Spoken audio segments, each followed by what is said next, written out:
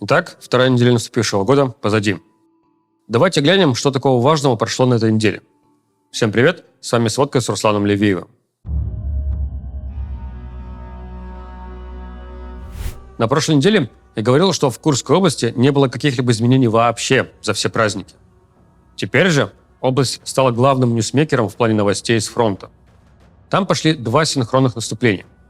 Сначала украинские силы пошли в атаку со стороны села Мартыновка в сторону хутора Бердин и поселка Новосотницкий. И атака была организована грамотно. В колоннах наступающей техники первым всегда шел либо танк с минным тралом, либо инженерная машина разграждения, которая пробивала коридор в минных полях для остальной техники. Для защиты от беспилотников были задействованы мощные глушилки. И хотя в сообществе идут споры относительно того, насколько эти глушилки были эффективны, я считаю, что они сыграли свою роль. Я делал такой вывод, исходя из того, что первые кадры с беспилотников либо сняты были с разведбеспилотников, либо с FPV-дронов на оптоволокне, которые не подвержены глушилкам. То, что это разведывательные беспилотники, можно было понять, потому что съемка велась издалека, с нескольких километров от колонн. А FPV-дроны на оптоволокне можно отличить по хорошему качеству картинки, даже когда дрон летит уже на уровне человеческого роста и подлетает к технике. То есть кадров с FPV-дронов, работающих по радиоканалу, в первые часы атаки мы не увидели, поскольку их работа была подавлена глушилками. Колонны украинской бронетехники смогли преодолеть передовые позиции российских войск и зайти в российские тылы почти на 3 километра, достигнув хутора Бердин и поселка Новосотницкий. Там пехота десантировалась в лесопосадки и постепенно вступала в ближний бой. А бронетехника возвращалась за следующей группой штурмовиков. Не похоже, что эта атака как-то застала российские войска врасплох. Я не увидел какого-либо бегства российских солдат с позиций. Да и по наступающей технике достаточно оперативно начали бить из всего, чего получается бить. Пока что, по итогу, ВСУ не удалось закрепиться на новых позициях, но удалось расширить серую зону, то есть зону боевых действий, на те самые 3 километра вглубь. Конечно, меня тут же начали расспрашивать журналисты о возможных целях этого наступления. Зачем его проводить? Честно говоря, у меня самого нет ответа на этот вопрос с точки зрения военной стратегии. Даже если бы украинские войска смогли продвинуться километров на 10 и закрепиться на свежезанятой территории, это не облегчило бы задачу по удержанию Курского плацдарма в целом.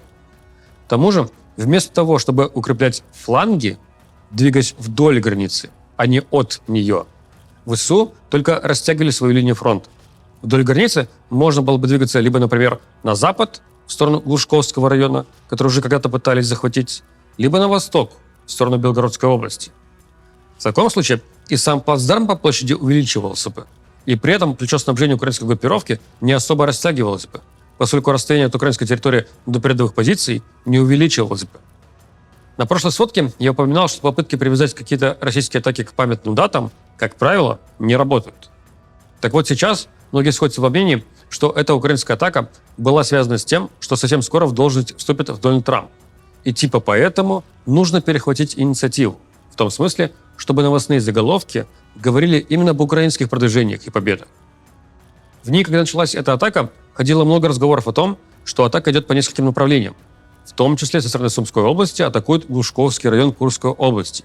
И что где-то там в Сумской области еще ждет своего момента основной ударный кулак. Честно говоря, пока что подтверждения этой информации я не встречал. И все кадры боев касались направления атаки в сторону Бердина и Новосотницкого. Вскоре после начала украинской атаки активизировалось и российское наступление на украинский плацдарм в Курской области. Российские подразделения атаковали фланги украинских позиций. Атака идет сходящимися двумя ударами. Один со стороны Черкасской Конопельки и Плехова в сторону Махновки и Суджи. Второй со стороны Любимовки и Новоивановки в сторону Малой Локни и Лебедевки. Учитывая, как плохо зарекомендовали себя в боях корейские бойцы, инициативу взяли для себя российские подразделения, состоящие из морпехов и десантников. В последних сутках прошлого года я рассказывал, что по итогу, скажем так, корейских боев на какое-то время была освобождена деревня Кругленькая. И то достаточно скоро после этого украинские подразделения взяли ее под свой контроль обратно. Теперь же, по итогам действий российских подразделений, было освобождено село Новоивановка, деревни Леонидово и Александрия. И сейчас идут бои за деревни Кругленькая, Николаевка, Старая Сорочина и Новая Сорочина, а также за село Малая Локня.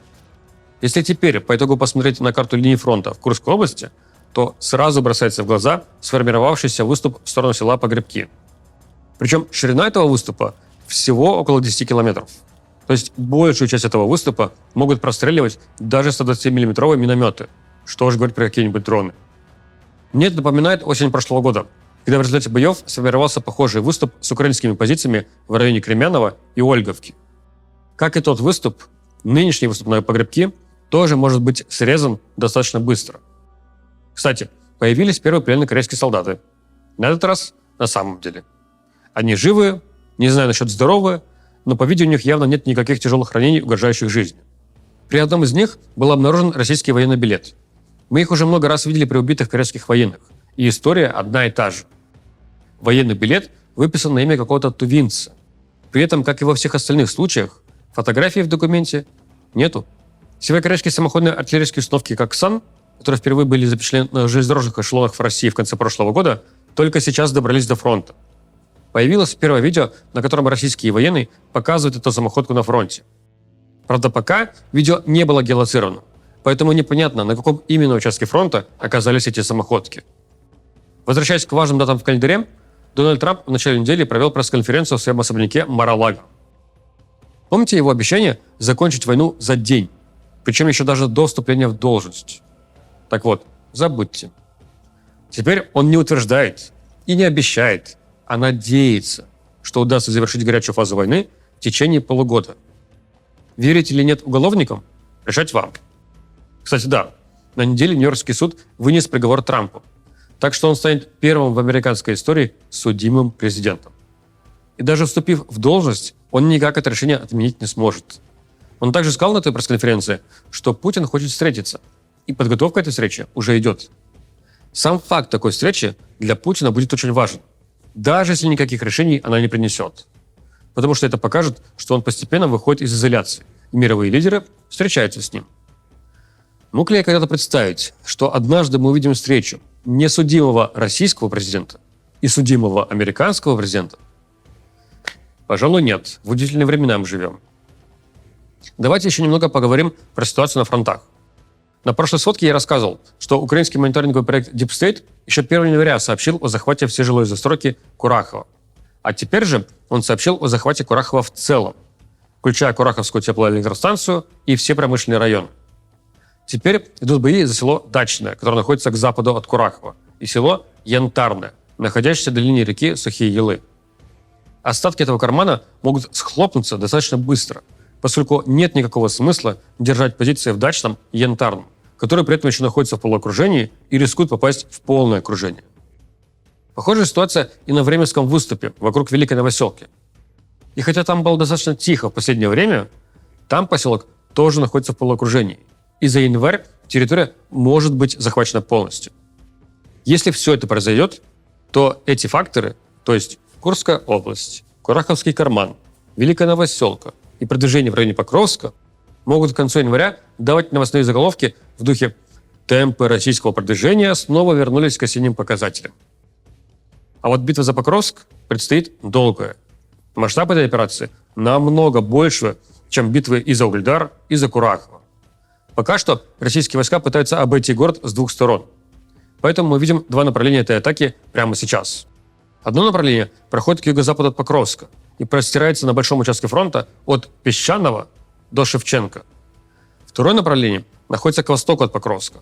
Оно активизировалось только на новогодние праздники. К нынешнему моменту российские войска смогли захватить село Воздвиженка. Цель восточного фланга – физически перерезать трассу Покровск-Константиновка. Снова в рубрику главных новостей вернулось Купянское направление.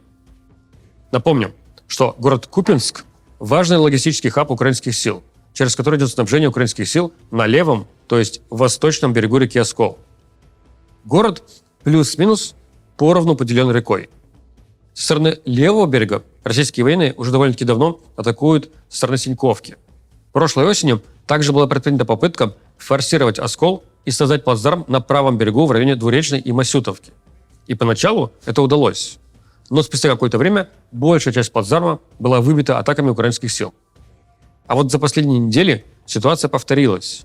И теперь российские военные не только закрепились на своем плацдарме в районе Двуречной и Масютовки, но и расширили его.